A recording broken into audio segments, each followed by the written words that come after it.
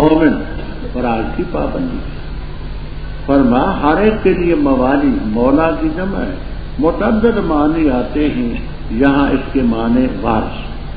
ہر ایک کے ہم نے وارث بنایا جو ماں باپ نے مال چھوڑا، قریبی رشتے دار.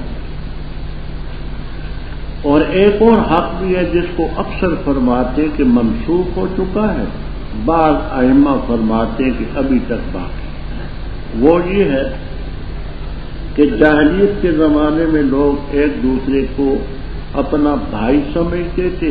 حلیف جس کو کہتے ہیں، حلیف نام کے ساتھ قسم اٹھاتے تھے کہ خدا کی قسم اگر تجھ پر زیادتی ہوئی میں اس کو بھروں گا اور مجھ پر کوئی زیادتی ہوئی مال وغیرہ کی تو بھرے. تو یہ حلیف ہوتے. اس خلفاء کو بھی ایک دوسرے کی وراثت سے حصہ ملتا